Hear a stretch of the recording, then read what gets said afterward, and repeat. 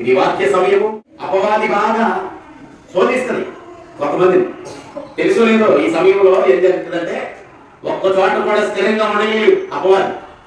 అక్కడ కంచేపు, ఇక్కడ కంచేపు, ఆ మందిరంలో కంచేపు, ఈ మందిరంలో కంచేపు, ఆ దైవజనుడి దగ్గర కంచేపు, ఈ దైవజనుడి కంచేపు, లేకపోతే శుభ్రముగా ప్రార్థన మానేసి మౌనముగా కూర్చోమని అపవాది గరిబిలిని సృష్టించి మనుషులను పాడు చేస్తుంది. ఎప్పుడైతే అపవాది ఆలోచనలో మనము వాడి మాట విన్నామో దేవునికి దూరం అయిపోతాం. దేవునికి దూరమైన సంగతి నీకు తెలియదు, నీ పక్కన ఉన్న వారికి కూడా తెలియదు. మరి దేవుని బిడ్డలకు దేవునికి మాత్రమే తెలుస్తుంది. దేవునికి స్తోత్రం.